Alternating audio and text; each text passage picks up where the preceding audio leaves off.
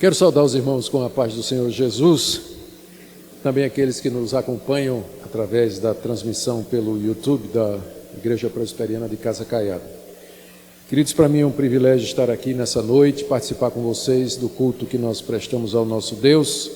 Já cantamos louvores a Ele, já oramos, também entregamos os nossos dízimos e ofertas e agora vamos escutar a exposição da Palavra de Deus. Por isso quero convidá-lo a abrir a Escritura na carta de Paulo aos Filipenses. No capítulo 4, nós faremos a leitura do verso 6 até o verso 9. Hoje à noite eu queria falar a respeito da ansiedade e a orientação que a Bíblia nos dá sobre como não viver ansiosos. Filipenses 4, de 6 a 9. Não andeis ansiosos de coisa alguma. Em tudo, porém, sejam conhecidas diante de Deus as vossas petições pela oração e pela súplica com ações de graças. E a paz de Deus, que excede todo entendimento, guardará o vosso coração e a vossa mente em Cristo Jesus. Finalmente, irmãos, tudo que é verdadeiro, tudo que é respeitável, tudo que é justo, tudo que é puro, tudo que é amável, tudo que é de boa fama, se alguma virtude há, e se algum louvor existe, seja isso que ocupe o vosso pensamento. O que também aprendestes e recebestes e ouvistes e vistes em mim, isso praticai, e o Deus da paz será convosco. Até aqui a leitura da Palavra de Deus. Vamos orar mais uma vez. Pedimos agora, Senhor, a iluminação do Teu Espírito Santo, para compreendermos a Tua Palavra, Santa Palavra, bendita, que nos traz esperança, direção, conforto, repreensão, correção, ânimo. Nós pedimos que nessa noite ela nos ajude a viver em paz, no meio de um mundo turbulento, no meio de um mundo aterrador, cheio de incertezas e sofrimento. É o que pedimos em nome de Jesus. Amém. Amém.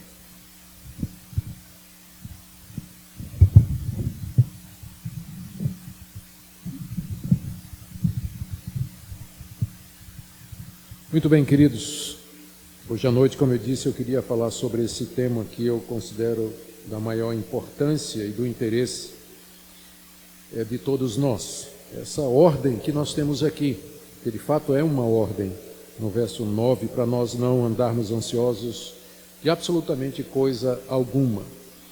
Quando o apóstolo Paulo deu essa ordem aos crentes de Filipos, ele estava preso em Roma. Ele havia sido denunciado pelos judeus de Jerusalém de ser um sedicioso, alguém que estava promovendo uma revolução contra César, pelo fato de que Paulo e os demais cristãos diziam que só havia um Senhor, Kyrios, que era Jesus. E esse era o título do César. O César era chamado de Senhor, Kyrios. E os cristãos diziam, não, esse termo nós usaremos somente para o Cristo ressurreto. Ele é o Senhor, Ele tem toda a autoridade no céu e na terra. Ele ressurgiu dos mortos depois de ter morrido pelos nossos pecados. Essa era a mensagem cristã e era extremamente ofensiva para os ouvidos pagãos, especialmente os romanos daquela época. E os judeus, sabendo disso, invejosos do crescimento do cristianismo e também ofendidos pelo fato de que Jesus Cristo era considerado como o Messias, um Messias crucificado, eles fizeram de tudo para acabar o movimento nascente do cristianismo. E uma das coisas era denunciar os cristãos às autoridades romanas e denunciá-los por esse motivo.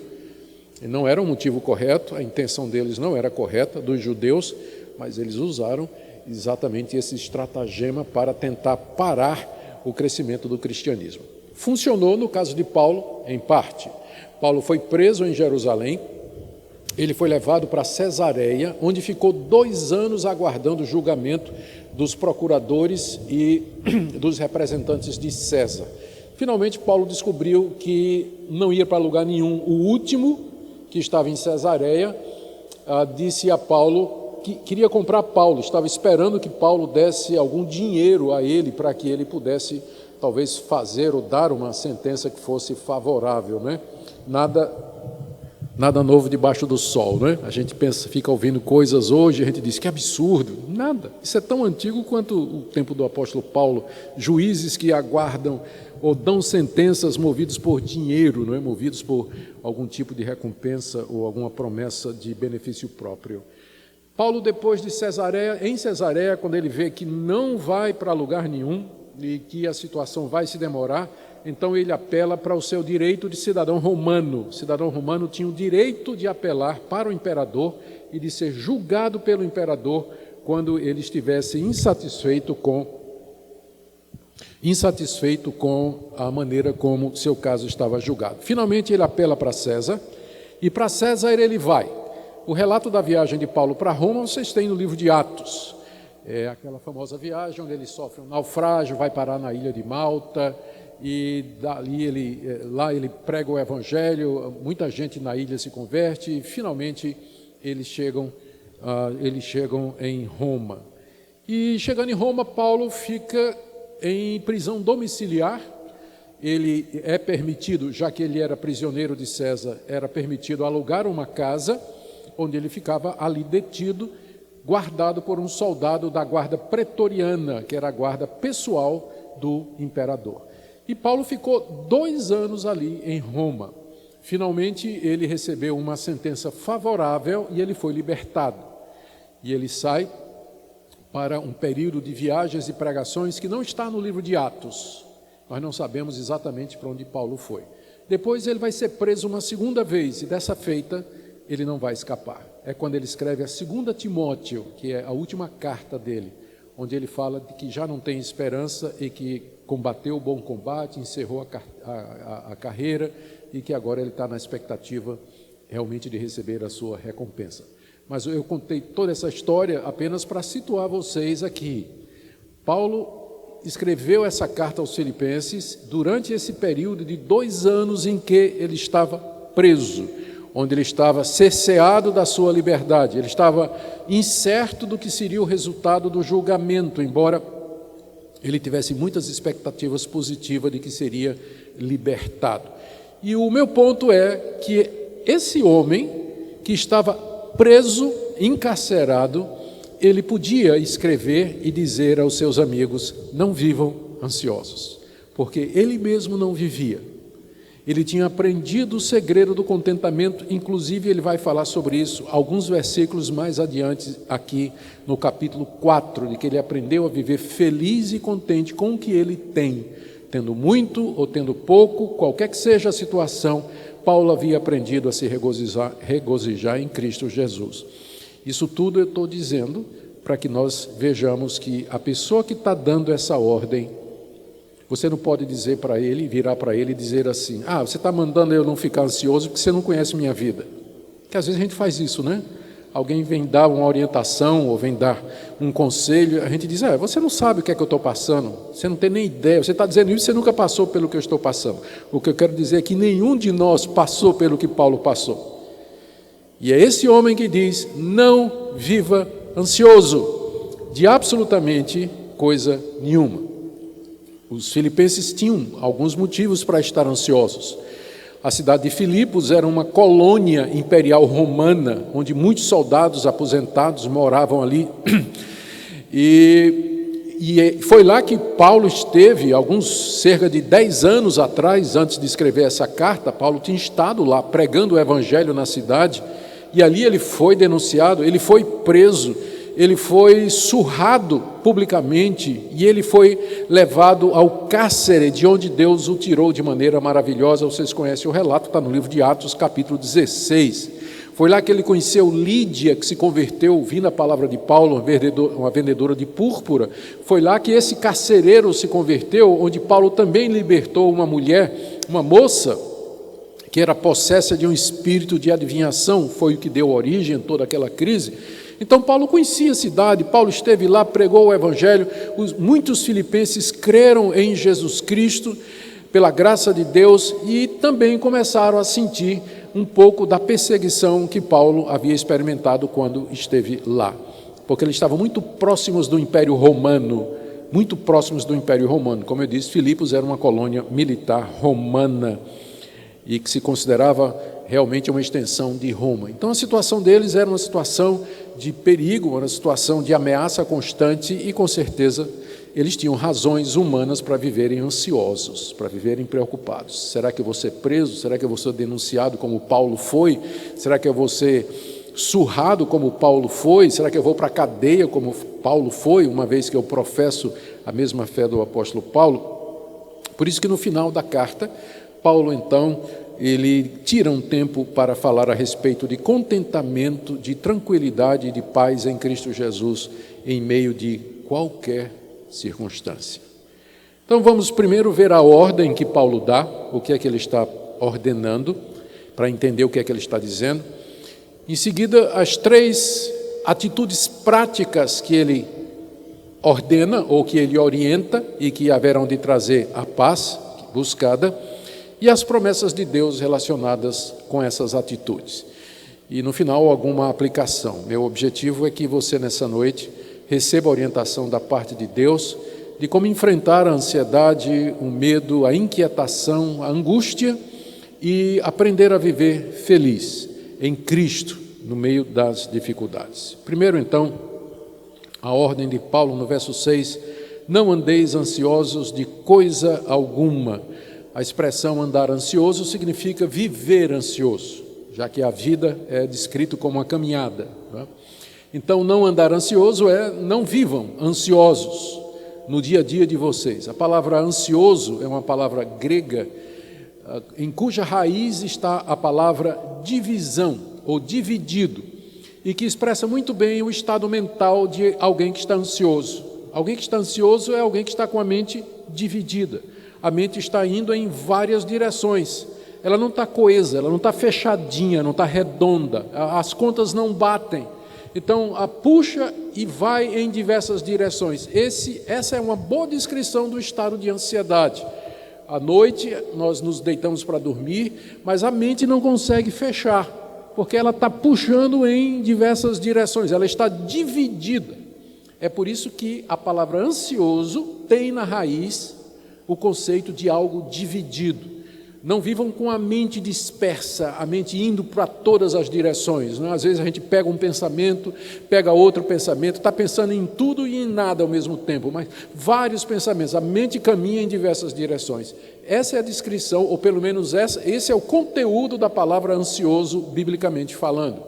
E ela tem vários sinônimos, né? Inquietação, perplexidade ou angústia, são palavras que podem ser consideradas como sinônimas. Aqui é importante esclarecer que nem toda ansiedade ela é resultante de um fundo espiritual, como é o caso aqui. Não. Existe algum tipo de ansiedade que tem origem clínica. Tem pessoas que têm distúrbios, têm desequilíbrio na química do cérebro, ou hormônios, ou qualquer outro desequilíbrio no seu corpo, que produz esse quadro de ansiedade e preocupação. Eu posso trazer para vocês, por exemplo, eu quero com isso dizer que nem toda depressão, nem toda angústia, ela é necessariamente fruto de uma deficiência espiritual. O grande pregador Charles Spurgeon, considerado o príncipe dos pregadores do século passado, ele sofria de depressão que era decorrente de uma doença chamada gota. E às vezes a ansiedade, a depressão, a tristeza e o desânimo eram tão grandes que vinham na vida de Spurgeon que ele tinha que ser levado pelos diáconos para a igreja para pregar, porque ele não conseguia se mover. Tal a perplexidade, tal o medo, tal, enfim, a angústia que ele sentia. E obviamente não era um problema espiritual. Spurgeon era um homem de Deus, era um homem crente, era um homem fiel, que Deus tinha usado para converter muitas e muitas pessoas. Outro exemplo que a gente pode trazer, já é menos conhecido, é do jovem missionário David Brainerd, que ele quase se torna genro do grande Jonathan Edwards. Ele foi missionário entre os índios, lá nos Estados Unidos, na época da colonização do Velho Oeste, por assim dizer, fazendo trabalho pioneiro lá. Ele não tinha 30 anos de idade e nos deixou o seu diário. Ele morreu antes dos 30 anos de tuberculose, morreu de tuberculose. Mas pelo seu diário a gente vê como ele amava a Deus, como ele amava a obra de Deus, mas ao mesmo tempo no diário ele registra: hoje o meu dia é de trevas, é de angústia, eu não consigo superar isso, eu não sei de onde vem isso aqui. Mas apesar de todos os meus clamores, através de toda a minha confiança em Deus, mas eu me sinto deprimido, eu me sinto abatido, desanimado. Ó Deus, me mantém firme para que eu não desanime do meu trabalho. Você vê isso página após página no diário de David Brainerd. Então existe de fato alguma ansiedade, algum tipo de angústia que não é necessariamente resultado de uma deficiência na fé. E é importante fazer o diagnóstico correto, porque esse tipo de ansiedade que eu acabei de descrever pode ser ajudado com medicina, com remédios, pode ter ajuda disso. Mas o tipo que Paulo está falando aqui, não, porque é um problema de natureza espiritual. O ruim é quando a gente não faz distinção e a gente dá remédio para quem precisa de aconselhamento bíblico e quer fazer aconselhamento bíblico somente com quem poderia ser ajudado também através da medicina. Por isso que é importante a gente ter um diagnóstico correto, fazer uma avaliação correta para dar a atitude correta. O tipo de ansiedade que o apóstolo Paulo se refere aqui é aquela ansiedade decorrente da falta de confiança em Deus, da falta de oração, do uso errado dos pensamentos e uma prática cristã errada e pecaminosa. Então, estas coisas nos tiram a paz, elas nos privam da tranquilidade e o crente vive numa vida de ansiedade como resultado de uma deficiência espiritual e doutrinária e prática na sua vida. É isso então exatamente isso que nós estamos querendo tratar aqui. Então, nesse sentido, Paulo diz para os crentes de Filipos: não andem ansiosos de coisa alguma. Nada tire a paz de vocês. Nada, coisa pequena, coisa grande, coisas do presente, coisas de hoje, coisas do amanhã, que são geralmente as coisas que mais nos tiram a paz, são aquelas que ainda não aconteceram, né? A palavra preocupado, ela já expressa bem isso. Você está ocupado previamente com uma coisa que nem aconteceu ainda. Pré-ocupado. Amanhã você vai se ocupar disso, mas hoje você já está se ocupando com coisas do amanhã, está pré-ocupado. Então, nada tire a paz de vocês. Coisas do presente, coisas do porvir, coisas de hoje, coisas de amanhã, coisas pequenas, coisas grandes, que absolutamente nada tire a sua paz. Em outras palavras, não vivam ansiosos de absolutamente coisa alguma. Isso aqui é uma ordem. Paulo não está dando um conselho, Paulo não está dando uma sugestão e nem está fazendo um pedido, ele está dando uma ordem. Isso aqui é tão ordem quanto não adulterarás. Portanto, o crente que vive num estado constante de ansiedade, de preocupação com relação ao futuro, com relação às coisas de Deus, com relação a si mesmo, ele está infringindo uma ordem bíblica. Ele está infringindo uma ordem bíblica. E isso aqui é um mandamento por vários motivos. Primeiro, porque um crente que vive ansioso, ele é uma péssima recomendação do Evangelho, não é verdade? Porque o que é que nós dizemos? Que nós cremos que Deus criou o mundo, nós cremos que Deus cuida de nós cremos que Deus ouve as orações, nós cremos que Deus supre as nossas necessidades, cremos que Ele mandou o Seu Filho para perdoar os nossos pecados, cremos que temos a vida eterna, cremos que depois da morte nós vamos para o céu. Então por que vive ansioso? Se você crê em tudo isso. Então a ansiedade é uma péssima recomendação para o mundo do que é o cristianismo. Crentes ansiosos, eles como que desdizem, nós desdizemos com os nossos atos aquilo que professamos com nossa boca. Por isso que vem a ordem: não vivam ansiosos de coisa nenhuma. É uma ordem por conta disso, porque é um péssimo testemunho para o Evangelho. Segundo, porque é um mal que nós fazemos a nós mesmos. Pessoas que vivem ansiosas, elas são prejudicadas no seu trabalho, elas prejudicam a sua saúde e elas se tornam vulneráveis, grupo de risco. A gente sabe que a ansiedade faz isso. É uma ordem porque pessoas ansiosas, elas acabam trazendo problema para a vida dos outros. Quem convive com gente ansiosa sabe do que eu estou dizendo, né? Não tem nada, nada está bom, nada presta, nada está certo, está tudo errado. E aí a ansiedade, ela traz crítica, ela traz maledicência, ela traz ira. E conviver com uma pessoa assim, de fato, precisa da graça de Deus. Então, por isso essa ordem: não vivam ansiosos de coisa nenhuma. A importância dessa ordem.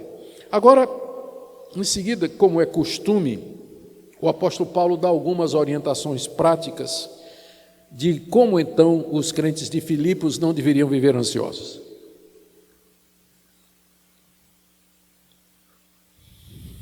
O bom de pregar aqui nesse evento, reverendo Ronaldo, é que a gente abre em Filipenses e quando olha já está em Gênesis. Vai.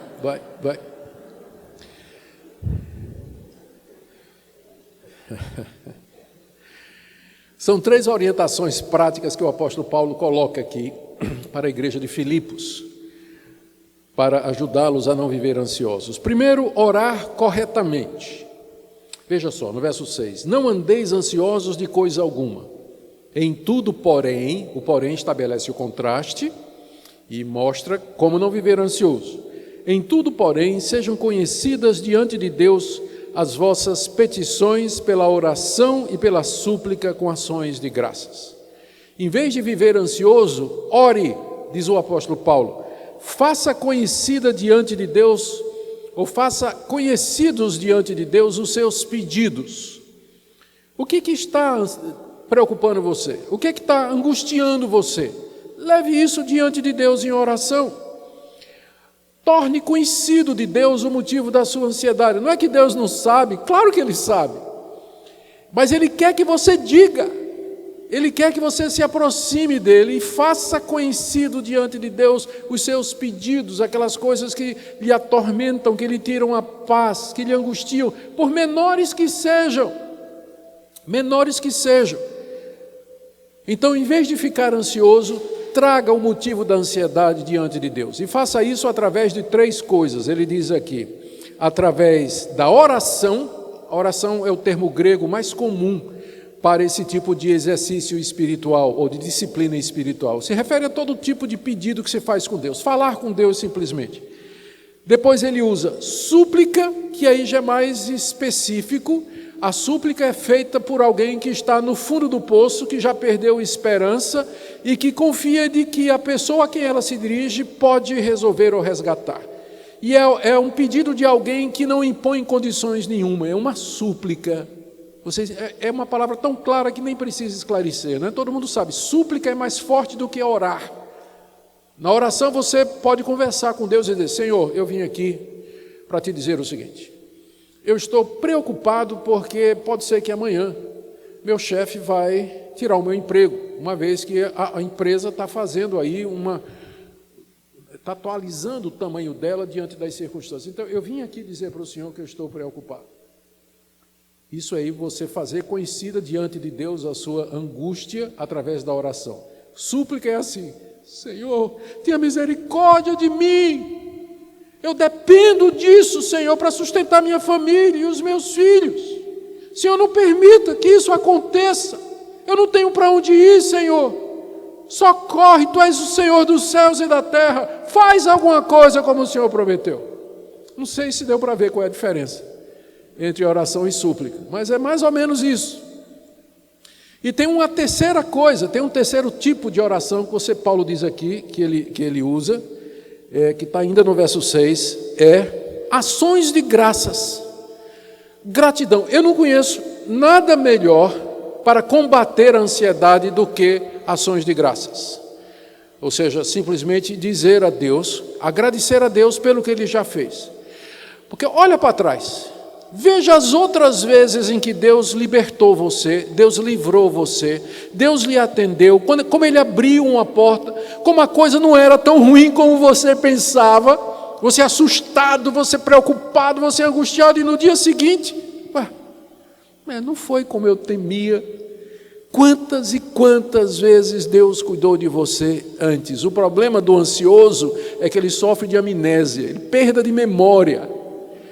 Ele só consegue lembrar, pensar no futuro, coisas ruins, mas ele não tem memória, ele não lembra. Esse é o problema do ansioso. O foco dele é o amanhã e ele esqueceu o ontem. Onde Deus livrou, Deus protegeu, Deus proveu, Deus deu a ele tudo o que ele precisava. Por isso que está aqui dizendo, em vez de viver ansioso, você faça conhecida diante de Deus a sua necessidade, pela oração discursiva, pela súplica, que parte do fundo do coração, e com ações de graças do tipo assim: Senhor, me lembro, não estou sendo ingrato não, Senhor, mas eu me lembro que o Senhor me livrou. Olha, muito obrigado pela vida, muito obrigado por isso, obrigado por isso. Sai contando todas as bênçãos, sai dizendo a Deus tudo que Ele já deu para você, e no próprio ato de fazer isso, você vai se sentir melhor. Você vai sentir aquilo que Paulo diz aqui. Olha a promessa que ele faz aqui no verso 7. No verso 6, não ande ansioso, mas informe a Deus dos seus pedidos, pela oração, súplica com ações de graças. E olha a promessa do verso 7. E a paz de Deus, que excede todo entendimento, guardará o vosso coração e a vossa mente em Cristo Jesus. Que promessa maravilhosa!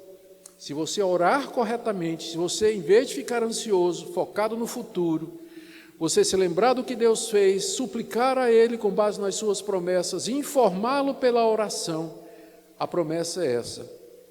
Não que Deus vai resolver necessariamente todos os seus problemas. Notou aqui? Ele não está dizendo, Deus então vai resolver todos os seus problemas. Não, ele está dizendo que Deus vai lhe dar um estado mental, espiritual, emocional apropriado ao cristão, no meio das circunstâncias, como Paulo estava preso lá em Roma, mas ele gozava paz apesar das suas cadeias. O que ele promete é que a paz de Deus vai guardar o nosso coração. A paz de Deus é a paz que procede de Deus, e aqui é importante fazer a distinção entre paz com Deus e paz de Deus. A paz com Deus, todo crente tem, a vida toda, o tempo todo, ansioso ou não, angustiado ou não, ele tem paz com Deus. Paz com Deus significa que Deus não está mais em guerra conosco e que Ele se reconciliou conosco. E isso é o resultado da justificação. É o que Paulo fala em Romanos capítulo 5 e no início do capítulo 8. Justificados, pois, mediante a fé, temos paz com Deus. E no capítulo 8 ele diz, não tem mais qualquer condenação para quem está em Cristo Jesus. Então, se você crê em Cristo, você tem paz com Deus, você está em paz com Ele. Mas nem sempre nós temos a paz de Deus, que é o sentimento que procede de Deus, de que nós estamos tranquilos, que nós estamos bem e que nós nos sentimos alegres. Paz com Deus todo crente tem, e deveria ter. E é dessa paz com Deus que se origina a paz de Deus. Ele nos dá a sua paz, Ele nos dá essa sensação de tranquilidade, de alegria, de gozo, que segundo o apóstolo Paulo aqui, funciona como, que excede todo o entendimento. Ou seja, é tão profundo isso que excede a nossa capacidade de compreender e de descrever. Eu tenho certeza que você já sentiu alguma coisa assim. Em momentos de angústia, em momentos de crise, em momentos de dificuldade, você recorreu a Deus, você suplicou, você buscou a Deus e de repente aquela paz, aquele sentimento gostoso encheu o seu coração e descansou sua mente. Você encontrou, então, descanso para o seu coração atribulado e aflito. E é um tipo de experiência que você não consegue descrever, porque ela ultrapassa a nossa compreensão. E, de fato, nós estamos lidando com um Deus que ultrapassa a nossa compreensão. Portanto, nem sempre nós conseguimos dimensionar as coisas que acontecem no relacionamento com Ele. Paulo promete que a paz de Deus, essa paz que desafia a compreensão, que vai além do que a gente pode descrever, essa paz vai guardar o nosso coração e a nossa mente. A palavra que ele usa aqui, a palavra guardar, é uma palavra que ele tirou do vocabulário militar e muito apropriado para os filipenses. Como eu já disse, Filipos era uma colônia militar, cheia de gente aposentada do serviço da guarda imperial. Portanto, essa palavra aqui é uma palavra que os leitores convertidos, com certeza tinha muita gente, ex-soldado, ex-oficial do exército romano na igreja de Filipos, e eles entenderiam muito bem essa palavra aqui, guardar, significa montar guarda. Eu fiz o serviço militar quando eu tinha 18 anos, e eu me lembro das vezes que eu tinha de tirar serviço de sentinela. Eu ficava na entrada lá do quartel do CPOR, lá na 17 de agosto, lá em Casa Forte, foi lá que eu servi. Então eu ia para lá, ficava lá com o fuzil, né? Ficava com a .45 na cintura, e eu tinha que ficar guardando a entrada do quartel. Não podia deixar entrar ninguém que não fosse autorizado. Então eu ficava ali guardando o quartel, bem na entrada, para não deixar nenhuma força adversa inimiga entrar ali. Eu tirei serviço muitas vezes, às vezes até de noite, que era a pior hora para fazer isso, né? Que dava aquele sono, e não podia fazer isso. Mas era isso que significa guardar aqui, guardar como uma sentinela. A figura é essa. Se em vez de você viver ansioso, você aprender a orar, e trazer diante de Deus os seus pedidos pela oração, súplica e ações de graças, a paz que Deus manda vai ficar plantada como uma sentinela na entrada da tua mente, do teu coração, e não vai deixar a ansiedade entrar. A paz de Deus vai funcionar como uma sentinela armada ali, e não vai entrar ansiedade, não vai entrar preocupação, não vai entrar inquietação, porque procede de Deus. E veja o final do versículo: guardará o vosso coração e a vossa mente em Cristo Jesus. O que é que isso significa? Significa que os argumentos da paz que procede de Deus para aquietar o nosso coração, todos eles se centram em Cristo Jesus. A paz de Deus guarda o meu coração em Cristo, por isso que eu tenho paz. E em que sentido isso funciona? Deus me lembra: olha, eu dei o meu filho por você. Se eu dei o meu filho por você, será que eu não posso dar outras coisas? Se eu ressuscitei Jesus Cristo de entre os mortos, será que eu não posso ressuscitar você? Se eu lhe dei vida aqui nesse mundo, não posso lhe dar a vida eterna em Cristo Jesus? Todos os argumentos da Bíblia para nos manter em paz, eles são em Cristo Jesus, porque Ele é o nosso mediador entre nós e Deus, e entre Deus e nós. É através dele que vem essa paz com Deus e a paz de Deus. E é por isso que quando nós oramos corretamente, dizendo a Deus o que estamos passando, suplicando a Ele com ações de graças, a paz de Deus enche o nosso coração, e aquele guarda armado, ele vai apontar para Cristo, dizendo: aqui está a razão e a fonte da sua paz e do seu coração. Não é verdade que você tem andado ansioso exatamente porque você não ora? Lembra a última vez que você chegou diante de Deus e abriu seu coração, passou o fardo para Ele, com súplicas, com ações de graças em oração? Você vive ansioso porque você ora pouco, ou ora da maneira errada. Ora da maneira errada. Mas com certeza, se você trouxer diante de Deus a sua ansiedade, pela oração, súplica e ação de graças, a paz de Deus que excede todo o entendimento vai guardar seu coração e a sua mente em Cristo Jesus. Amém? Vamos para a segunda orientação. Essa foi só a primeira. O reverendo Ronaldo disse que eu podia até 10 horas, 11 horas, que vocês gostavam de sermão longo.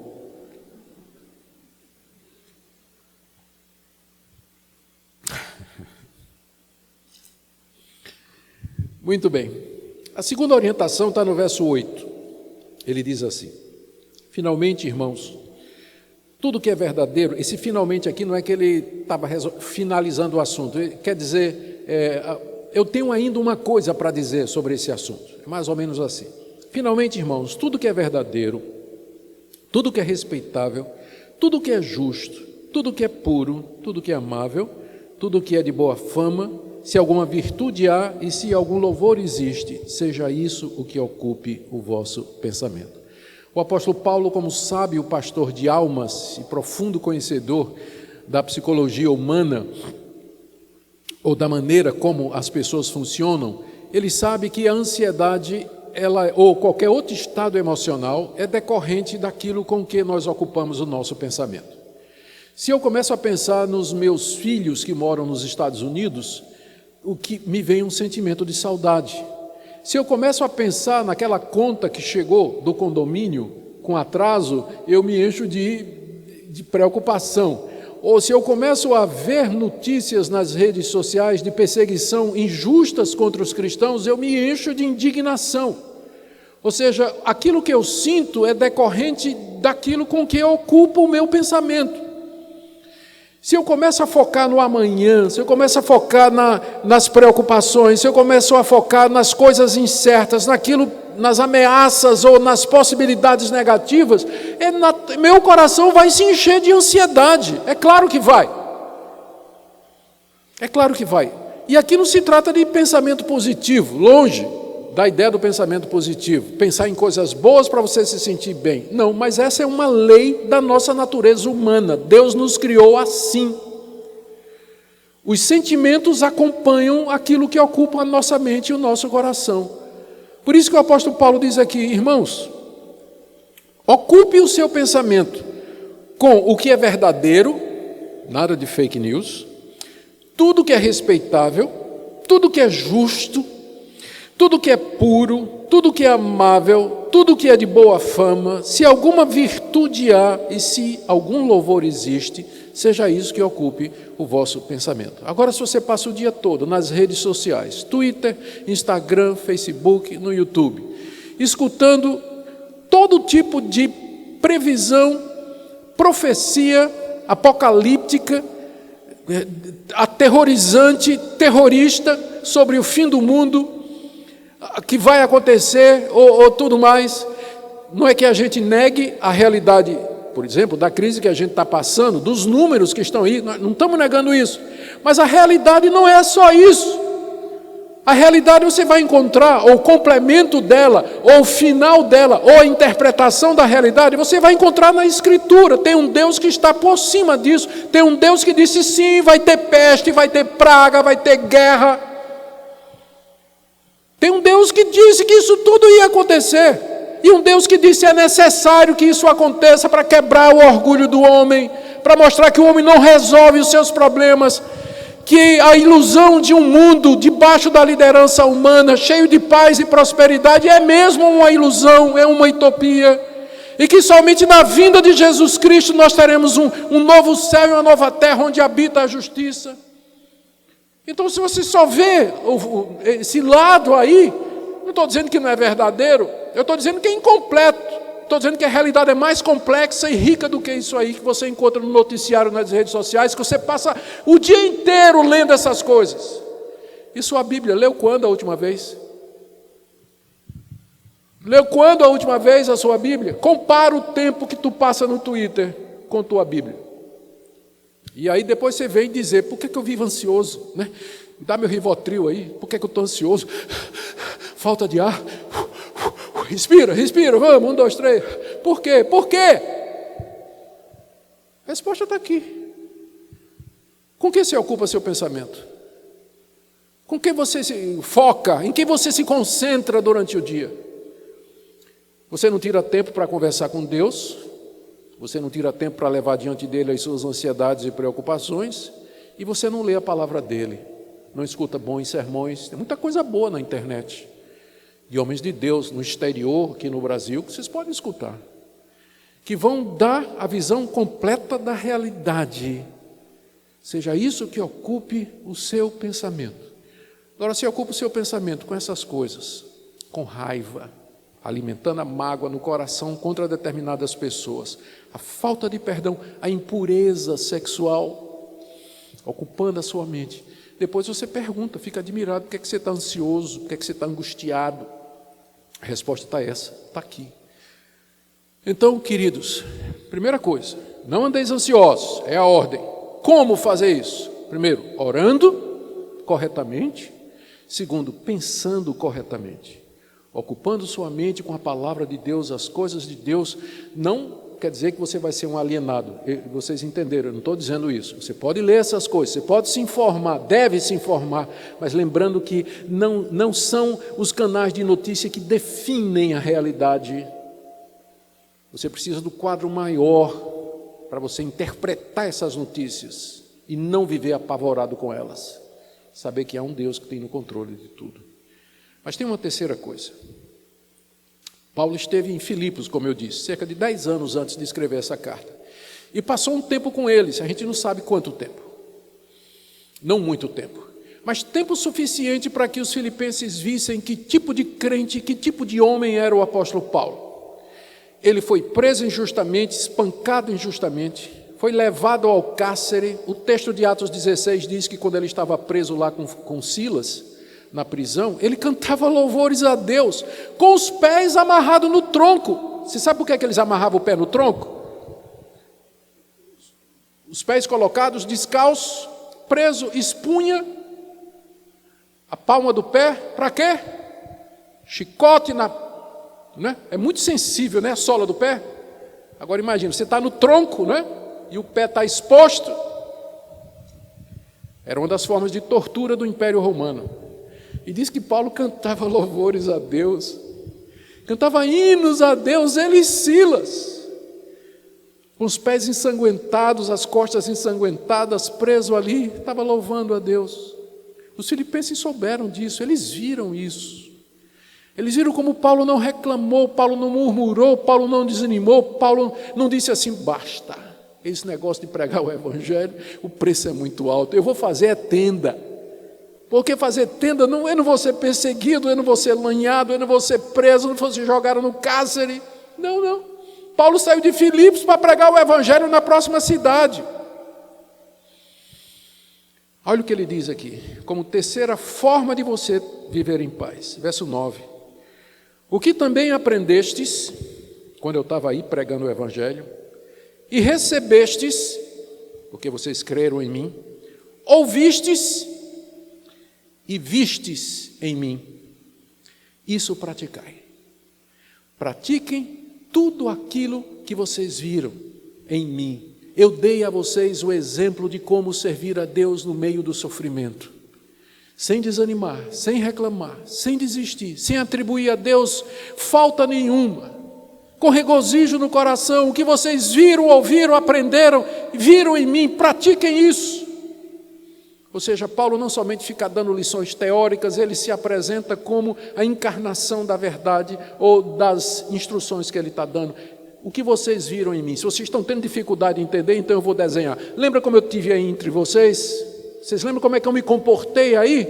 Então é isso que eu estou dizendo. Não vivam ansiosos, mas orem. Ocupem a mente. Lá na prisão, Paulo, imagine se Paulo na prisão fica, meu Deus, amanhã o que é que vai acontecer? Puxa, eles vão me executar. Nada. Paulo estava ocupado com as coisas de Deus, cantando, enchendo a mente dos louvores de gratidão a Deus. O que vocês viram em mim, isso pratiquem. E olha, a segunda promessa, são duas promessas que nós temos aqui. A primeira está no verso 7, a paz de Deus vai guardar o seu coração. E a segunda está no final do verso 9, o Deus da paz será convosco. Melhor do que a paz de Deus, é o Deus da paz, né? Melhor do que ter a paz que procede de Deus, é ter o próprio Deus da paz conosco, presente, consolando o nosso coração. Que promessa extraordinária nós temos aqui. Se vocês praticarem isso que eu acabo de dizer, diz o apóstolo Paulo, não somente a paz de Deus, mas o Deus da paz vai estar com vocês. No meio da dor, no meio do sofrimento, no meio do desemprego, no meio da perspectiva de quebradeira financeira, de crise política, de revolução, de pandemia, de morte, de contaminação, o Deus da paz vai estar com você, e no meio de tudo isso você vai ter tranquilidade. Veja que em momento nenhum Paulo está prometendo que Deus vai resolver o seu problema. Pode ser que ele resolva. Uma vez que o Deus da paz está conosco, e Ele é quem Ele é, Ele pode abrir portas, Ele pode abrir oportunidades, pode apontar caminhos que resolvam o nosso problema, como Ele sempre fez no passado, daí a ação de graças. Mas se Ele nos resolver manter presos, como Paulo estava lá em Roma, Ele vai nos dar a graça para suportar e a paz dEle, que supera todo o entendimento. E é esse o testemunho do crente. Quando vem pandemia, pega no crente também. Já descobrimos isso, né? Que ser crente não nos dá imunidade. Quando vem, pega em todo mundo. Quando vem a quebradeira, quebra também a empresa do crente. Quando perde emprego, o crente também perde. Nós não temos imunidade. Nunca Deus prometeu que nos daria imunidade dos males que são decorrentes da corrupção original do homem. Não. Mas Ele prometeu alguma coisa que o ímpio não tem. Paz. Paz, descanso, alegria, regozijo, confiança, que é mais precioso do que qualquer outra coisa que porventura nós possamos ter. E é isso que Deus deseja que você tenha. É assim que Deus deseja que você enfrente a crise, as dificuldades. Não ansioso, já disse por que não. Mas através da oração, através do pensamento na coisa certa e da prática, viver como cristão deve viver, o Deus da paz vai ser com você. E não existe nada mais precioso do que isso. Amém? Que Deus abençoe a vida de vocês, que a paz que procede do nosso Deus inunde o seu coração, que guarde a sua mente, e que na semana que se inicia hoje é o primeiro dia da semana, e na semana que se inicia hoje, você possa desfrutar dessa tranquilidade, lembrando todo dia de fazer essas três coisas: orando, pensando e praticando a palavra de Deus. Amém. Quero orar por vocês. Ó Deus da paz, Deus que conhece as nossas necessidades, vem estar conosco, enchendo o nosso coração de tranquilidade, de gozo, de alegria, em meio ao nosso sofrimento, em meio às tribulações, em meio às incertezas do momento. Consola o teu povo nessa noite com as consolações que há em Cristo Jesus. E nos abençoa para darmos testemunho a um mundo perdido, sem esperança e sem razão. É o que nós te pedimos, em nome de Jesus. Amém.